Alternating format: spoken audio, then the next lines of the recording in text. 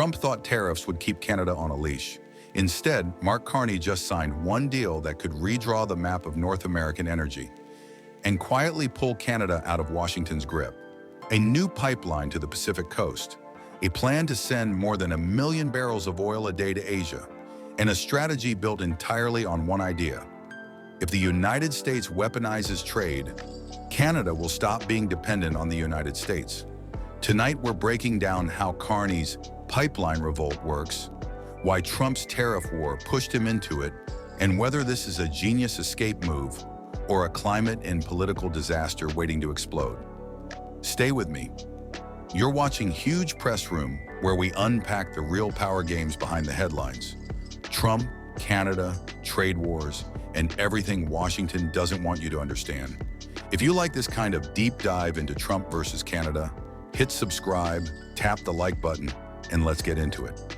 To understand why this pipeline deal is such a big move, you have to start with Trump's trade war. In early 2025, during his second term, Donald Trump launched a near-universal tariff blitz against Canada and Mexico. Most Canadian goods entering the U.S. were suddenly hit with 25% tariffs. Oil and energy exports got a slightly lower, but still brutal 10% tariff. On paper, that sounds like just another Trump negotiation tactic. In reality, it attacked Canada right where it hurts most. For years, over 95% of Canada's oil exports have gone to a single customer, the United States. That means Alberta's oil sands, pipelines, refineries, and thousands of jobs all depend on one thing: American demand and American politics. When Trump slapped tariffs on almost everything, then added a 10% hit on Canadian oil, he sent a very simple message: I can raise the price of your entire economy whenever I want. Carney, who had just become prime minister, started warning publicly that the U.S. was no longer a reliable partner and that tariffs were already chilling investment in Canada. At the same time, Trump threatened even more pain. He floated the idea of higher levies on Canadian cars and parts and talked openly about shutting down Canada's auto sector if Ottawa dared to retaliate too hard. So Carney had a problem. Keep playing by the old rules and let Trump squeeze Canada every time there's an election, a court case, or a bad news cycle, or rewrite the relationship entirely. That's where the pipeline revolt begins. On November 27, 2025, Carney stood beside Alberta Premier Danielle Smith and signed a Memorandum of Understanding, an MOU, that stunned both environmentalists and Washington. The core of the deal is simple: build a new pipeline from Alberta's oil sands to a port on the Pacific coast in British Columbia. Use that pipeline to send up to 1 million barrels per day to Asia, China, Japan, South Korea, India, whoever's buying. If that sounds familiar, it's because Canada has tried something like this before. Think Northern Gateway Trans Mountain, projects that got killed or delayed by court fights, protests, and tanker bans. This time, Carney is tying the pipeline to a bigger nation-building package, rolling back an emissions cap on the oil and gas sector, softening or changing the oil tanker moratorium off the BC coast, fast-tracking national interest mega projects under his One Canadian Economy, Building Canada laws. In exchange, Alberta has to hike its industrial carbon price above the federal benchmark and support a massive carbon capture and storage system, one of the largest in the world on paper. Carney is selling this as a grand bargain. We'll be an energy superpower, but we'll use the money and technology to still hit net zero by 2050. On stage, Alberta loves it. The oil industry loves it. Trump? Not so much, because here's what it really means. For the first time, Canada is building a serious escape route from dependence on the U.S. market. Carney has been very clear about his goal: double Canada's non-U.S. exports within a decade. That's not just a slogan, it's a direct response to Trump's tariffs. Think of it like this. Right now, Trump can weaponize access to the U.S. market anytime he wants. A tweet, a press conference, an executive order. Suddenly, 25% tariffs go on or off, and Canadian companies scramble to figure out if they'll survive the next quarter. If Canada can move a huge chunk of its oil exports to Asia instead of America, U.S. refiners lose their discount, Asian buyers become the new anchor customers, and Trump's tariffs start to look less like a gun to Canada's head and more like a tax on his own voters who pay higher prices. We're already seeing early signs of this shift. In 2025, as the trade war escalated, Canada's statistics showed exports to the US falling, while exports to other countries surged, almost 25% growth in some months.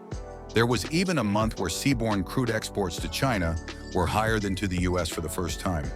That's symbolic, but it proves the direction of travel. The pipeline deal takes that trend and supercharges it, a dedicated route to the Pacific. Enough capacity to move more than 1 million barrels a day, and a political commitment from Ottawa to prioritize exports beyond the United States.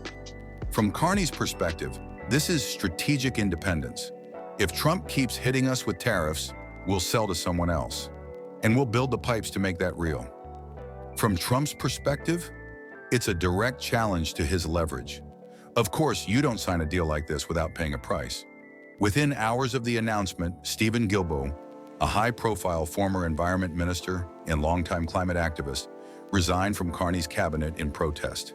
He accused the government of rolling back key climate policies, undermining Canada's credibility on the environment, and ignoring Indigenous and coastal communities that would be on the front line of any tanker spill.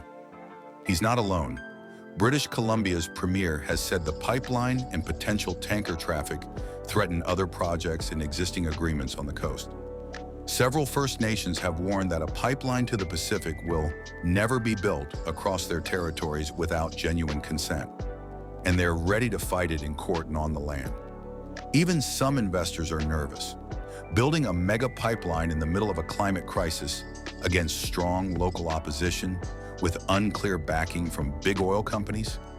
That's not exactly a safe, low-risk project. So Carney is walking a very thin line. On one side, he's rolling back climate rules and fast-tracking national interest projects to prove Canada is open for energy business. On the other, he's still promising net zero by 2050, massive nuclear investments, grid upgrades, and a clean energy strategy. Is that a clever have your cake and eat it strategy? Or is it political suicide with younger voters and climate-conscious Canadians? That's the internal gamble. But remember, Carney's biggest audience might not be at home. It might be in Washington. Trump's entire approach to Canada in this trade war is built on one assumption: they need us more than we need them. Tariffs only work as a weapon if the other side has no good alternative. A serious Pacific pipeline, backed by federal law, Alberta, and a national strategy to double non-US exports, directly attacks that assumption. Here's what happens if Carney pulls this off. US refiners lose their privileged access to discounted Canadian oil. They either pay more, import from farther away, or lobby Trump to back off. Asia gets a reliable, democratic supplier that isn't Russia or the Middle East, which can shift global energy prices and alliances. Future US tariffs on Canada become less effective because Canada isn't trapped in a one-customer relationship. That doesn't mean Trump has no cards left. He can tighten or expand tariffs again. He can pressure US companies not to invest in Canadian energy. He can use legal tools and national security arguments to target specific sectors.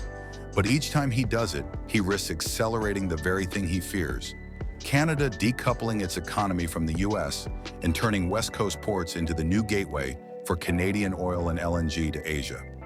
In other words, the more Trump squeezes, the more he proves Carney's case for building the escape road. So is Carney's pipeline revolt a masterstroke of economic strategy or a massive political and climate gamble? On one side, he's giving Canada something it's never really had: a realistic path to escape Trump's tariff trap and stop being held hostage by US politics. On the other, he's tearing up parts of Canada's climate legacy, provoking Indigenous and coastal communities, and betting that investors, courts, and global markets will actually line up behind a controversial megaproject. If the pipeline gets built, Trump may discover that his biggest trade war victory was also his biggest strategic mistake, pushing his closest neighbor to look across the Pacific instead of across the border. If it fails, Carney will have burned political capital, climate credibility, and time without ever truly escaping Washington's shadow. What do you think? Is this Canada finally standing up to Trump?